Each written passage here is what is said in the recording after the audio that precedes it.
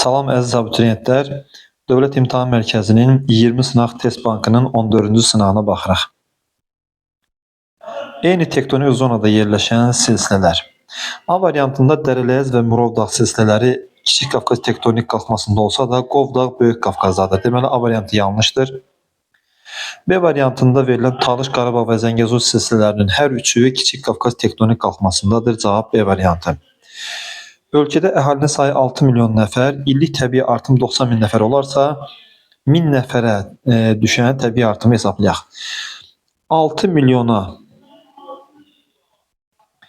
90 min artış varsa, 1000 nəfərə x götürsək, x bərabərdir 15 nəfər olar. Yəni cavab A variantı. A və B məntəqələri arasında temperatur fərqi 3 dərəcə Selsi olarsa, çayın düşməsini müəyyən edək. Görürük ki, A və B məntəqələri arasında 2 dənə kəsmə yüksəkliyi var və 3 dərəcə temperatur fərqi var. 3 dərəcə temperaturun 500 metr hündürlük fərqi olduğunu bilirik. Belə ki, 1000 metrə 6 dərəcədirsə, 3 dərəcə 500 metr olar.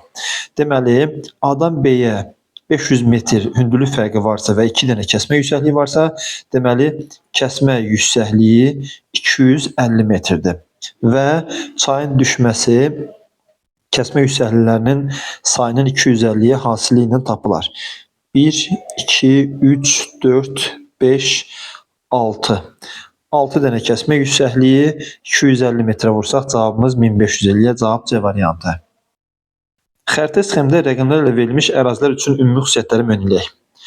Bu rəqəmlər əsasən ekvatorial, subekvatorial əraziləri əhatə edir və sutkalıq temperaturun amplitudunun çox olması şərti yanlış olar. İntensiv fiziki aşınma tropik ərazilərdə olar. Meşələrin geniş yayılması, əgər 3 rəqəmində Somali ərazisi götürülməsəydi, bəlkə meşələrin geniş yayılmasını qeyd edə bilərdik.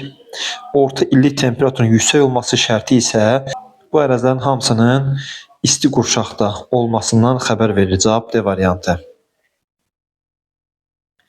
Sxemə əsasən havanın nisbi rütubətliyini müəyyən edək. Şəkildən gördüyümüz qədər maksimum mütləq rütubət 15 qramdır. Yəni 15 qram 100%dir. Hal-hazırda faktiki rütubətin miqdarı isə 3 qramdır. 3 qram x%. Yəni x bərabərdir 20%. Cavab Y variantı. Əkinçilik üçün əlverişsiz ərazilər. Tundra zonası bataqlıq olduğuna görə əlverişsizdir. Savanna zonası əlverişlidir. Qırmızı qonur torpaqlarla çöl zonası əkinçilik üçün ən əlverişli yerdir. Ekvatorial meşələr cəngəllik olduğu üçün əlverişsizdir. Bataqlıqlar ifrat rütubətləmə nəticəsində əkinçilik üçün əlverişsiz ərazilərdir. 1-ci, 4-cü və 5-ci rəqəmlərlə D variantı. Sxemi uyğun olaraq müəyyən edək. Sxemdən subduksiya zonasının göstərildiyini görə bilirik və buna uyğun variant axtaraq. A variantında Nazca və Cənubi Amerika təsvir havaları verilib və bu subduksiya zonasında Ant dağlarının formalaşması göstərilib. Yəni A variantı doğru cavabdır. 22-ci və 3-cü saat qurşaqlarının orta meridianları arasındakı məsafə ekvator üzərində nə qədər olar? 0-cı saat qurşağını çəkirəm. 22-ci saat qurşağının orta meridianı 30 dərəcə qərb uzunluğudur. Belə ki, 24-dən 22-ni çıxarıq, 2 qalar. 2-ni də 15-ə vurduq, elə də 30 dərəcə qərb uzunluğu. 3-cü saat qurşağının orta meridianı isə 45 dərəcə şərq olar. Yəni 3-ü 15-ə vurduq, elə də 45. Bu iki saat qurşağı arasında 75 dərəcə coğrafi uzunluq fərqi var və ekvator üzərində onu 111-ə vursaq, cavabımız 8325 kilometr eləyər. Yəni cavab C variantı. Qanıq Ərçə fiziki coğrafi rayonuna aid olmayan xüsusiyyətləri müəyyən edək. Qışı quraq keçən mülayim isti iqlim hakimdir şərti aiddir, biri götürmürük. Dağ çəmən landşaftı geniş yayılmışdır şərti yanlışdır. Belə ki, orada düzən meşə landşaftı, interzonal landşaft geniş yayılmışdır. 2-ni götürərik. Şirin qurun suları səthə yaxındır şərti doğrudur, götürmürük. Yay quraq keçən mülayim isti iqlim hakim deyil. Orada qışı quraq keçən mülayim isti iqlim hakimdir. 4 yanlışdır, götürürük. Qərzəkli meyvələr yetişdirilir şərti doğrudur. Qoz, fındıq, şabalıd bu ərazilərin bitkisidir. Okean səviyyəsindən aşağıda yerləşir şərti yanlışdır. Belə ki, bu şərt əsasən Xəzər sahili düzənliklərimizə aiddir. 2, 4, 6 cavab D variantı. Əmtəlik tipli kənd təsərrüfatına aiddir. Təbii ki, intensiv inkişaf yolu. Belə ki, əmtəlik satış üçün istehsal edilən məhsul intensiv inkişaf yolu ilə istehsal edilə bilər. Cavab A variantı. Doğru sıraları müəyyən edək. Tərtər çayı Kür çayına tökülür. Birinci şərt doğrudur. Həkəri çayı Araz çayına tökülür. İkinci şərt də doğrudur. Mazım çayı Kürə tökülmür. Vilək çayı Xəzərə tökülür. Türyan çay Əyri çaya tökülmür. 1, 2, 4 cavab Y variantı. Euler-Venn diaqramına uyğun olan bəndləri müəyyən edək. Avrasiya və Şimali Amerika materiklərinin xüsusiyyətlərini qeyd edəcəyik. Qədim Lavrasiya qurusunun parçasıdır, hər ikisinə aiddir. Bir neçə qədim və cavan platformadan ibarətdir, Avrasiyaya aiddir. Belə ki, Avrasiyada Turan, Qərbi Sibir və Ön Asiya kimi cavan platformalar, Ərəbistan və Hindistan kimi qədim platformalar yerləşir. Ərazisində bütün iqlim quşaqları formalaşmışdır, Avrasiyaya aiddir.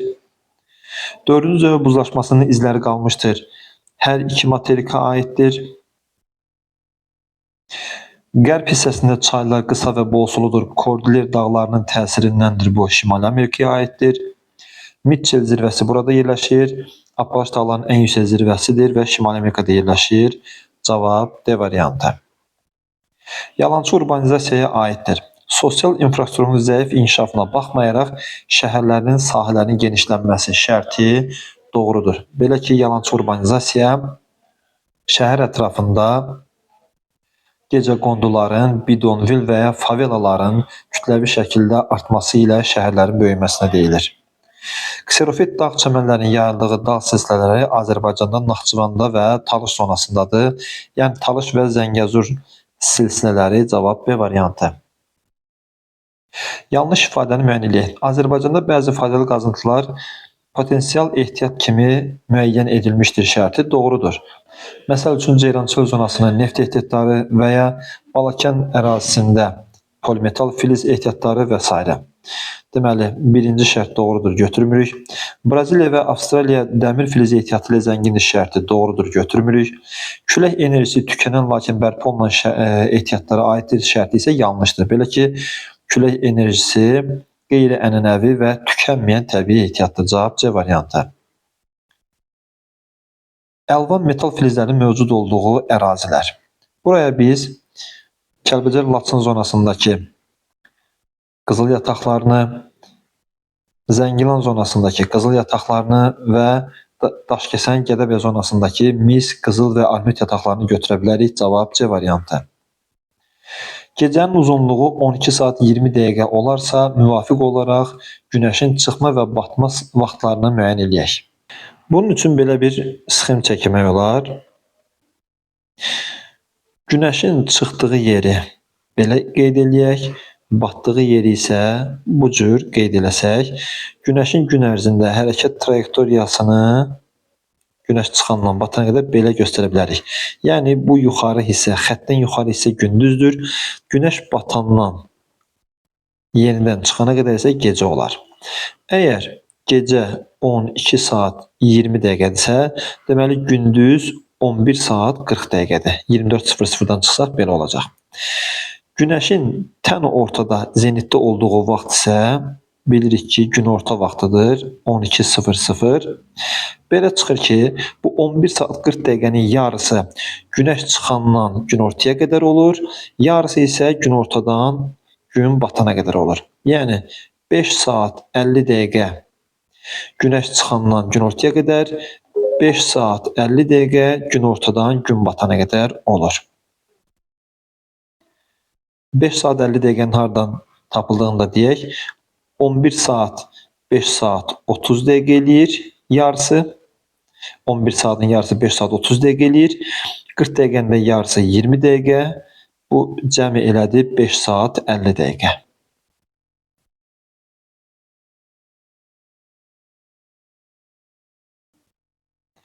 Deməli, günəşin çıxdığı vaxtı tapmaq üçün 12:00-dan 5:50 çıxarıq. Yəni bu eləyəcək 6:10. Günəşin batdığı vaxtı tapmaq üçün isə 12:00-ın üstünə 5:50 gələrik. Bu da eləyər 17:50. Deməli 6:10 və 17:50.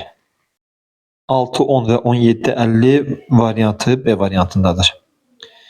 Arid denodasyon relief formalarını müəyyən eləyək. Quraq və parçalanan ərazilər soruşulur. Karlar buzlaq mənşəli relief formalardır. Kars mağaraları yeraltı suların fəaliyyətidir. Bednetlər arid denodasyon relief formalarına aid edilə bilər. Yarğanlar aid edilə bilər. Qobular aid edilə bilər. Kraterlər isə arid denodasyon relief formasına aid deyil, vulkan mənşəli relief formasıdır. 3, 4, 5 cavab D variantı. Beynəlxalq ərzaq təhlükəsizliyi konsepsiyasına aid deyil. İçməli suyun keyfiyyətinin müəyyən edilməsi bu konsepsiyaya aid deyil. Yəni 19-da A variantı. Digər verilən şərtlər isə bu konsepsiyaya aiddir. Ona görə də bu variantları əzbərləməkdə fayda var. Uyğunluğu müəyyən edək. 1 xarici ölkə ilə həmsərhəddir. 2 xarici ölkə ilə həmsərhəddir. Neft kimya sənayesi inkişaf etmişdir. Əsasən quru subtropik meyvəçilik inkişaf etmişdir. 2 xarici ölkə ilə həmsərhəddir şərti Şərqi Zəngəzura aid olar, İran və Ermənistanla. Neft məhsulları ilə zəngindir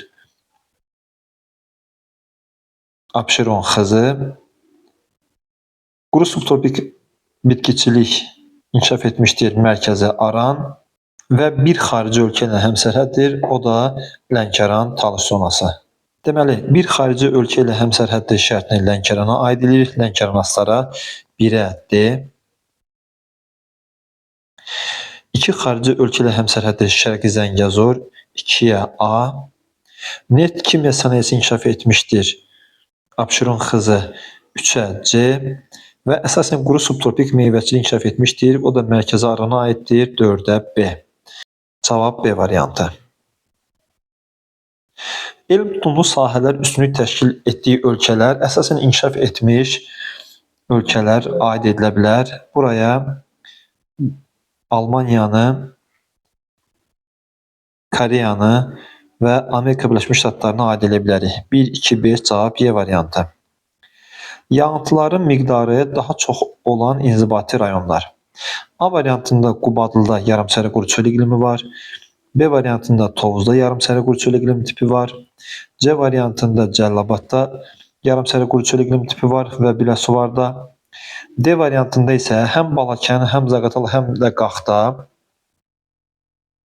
rütubəti bərabər payla mülayim isti və bütün fəsillərdə bol yağıntılı soyuq iqlim tipləri var. Yəni D variantı daha uyğun olar. Yer səthində eni 40, uzunluğu 60 kilometr olan ərazinin sahəsi 1/2 milyon miqyaslı xəttdə neçə kvadrat santimetr olar?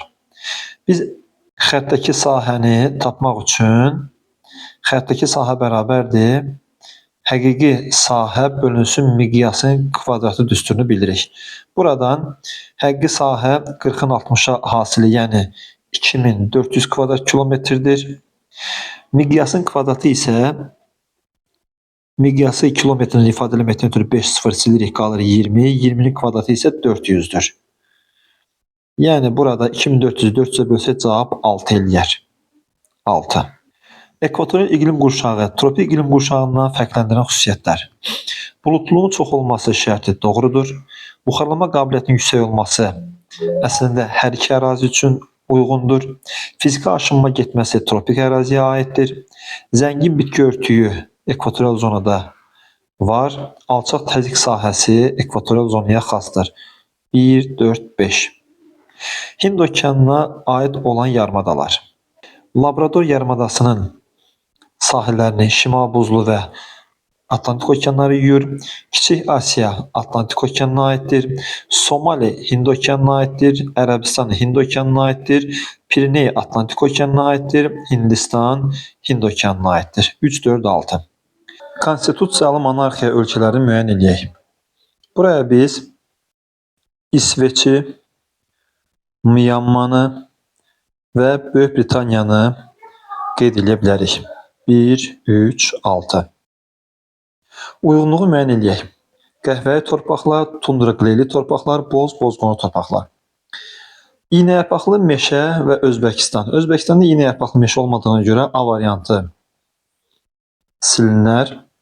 Codyarpaqlı həmişə yaşıl meşələr Türkiyə ərazisində var və bu ərazidə qəhvəyi torpaqlardır. 1-ə B. Səhra və yarımçə Türkmənistanda var və burada bozqonu torpaqlardır. 3-ə C. Tundra, meşə tundra Saxada, Saxa Yakutiyada, tundra qleyli torpaqlar 2-yə D. Çöl meşə çöl Qazaxıstan, burada əsasən qara torpaqlar verilməlidir, amma siyahıda qara torpaqlar yoxdur. Y variantında silinə bilər. 1-ə B, 2-yə D, 3-ə C. Azərbaycanı qərb ölkələri ilə birləşdirən nəqliyyat kommunikasiya xətləri üzərində yerləşən, qara və əlvan metal filizləri ilə zəngin olan iqtisadi rayonun əhalisi 596 min nəfər, sahəsi isə 5,27 min kvadrat kilometrdir. İqtisadi rayonun təbii şəraiti və təbii ehtiyatları onun iqtisadi inkişafına müsbət təsir edir. Mətnə əsasən iqtisadi rayonu və onun ərazisində keçən beynəlxalq əhəmiyyətli neft və qaz kəmərlərini müəyyən edək. Azərbaycanın şimal-qərbində yerləşən Gəncə-Daşkəsən iqtisadi rayonundan söhbət gedir və onun ərazisindən Bakı-Tiflis-Ceyhan, Bakı-Supsa, Bakı-Tbilisi-Ərzurum qaz kəməri, Tanap və Tap kimi boru kəmərləri keçir. Mətnə əsasən iqtisadi rayonun əhalisinin ölkə əhalisinin neçə faizini təşkil etdiyini və əhalinin sıxlığını hesablayaq. Ölkə əhalisinin sayı 10.120.000 nəfər 100% götürürlər. İqtisadi rayonun əhalisi isə 596.000 nəfər x% götürürlər. X bərabərdir yuvarlaq 6%. 5,80 neçə idi? Burada şərt verilir ki, tam ədədə qədər yuvarlaqlaşdıraq, 6% götürürük. Və əhalinin sıxlığı. Əhalinin sıxlığı isə əhalinin sayının ərazinin sahəsinə nisbətidir. Yəni 596.000-i bölməliyik 5270 kvadrat kilometrə. 5,27 min kvadrat kilometr yazılmışdı. Açıq yazırıq. Burada da yuvarlaq olaraq 113 nəfər bölünsün kvadrat kilometr kimi bir nəticə çıxır. Yəni 6%, ümumi ölkə əhalisinin 6%-i buradadır və sıxlıq hər kvadrat kilometrə 113 nəfər. İqtisadi rayona aid təsərrüfat sahələrini cədvələ yazaq. Sənaye. Gəncə-Daşkəsən iqtisadi coğrafi rayonunda metallurgiya, yüngül, yeyinti, maşın qayırma və s. kimi sənaye sahələrini qeyd eləmək olar.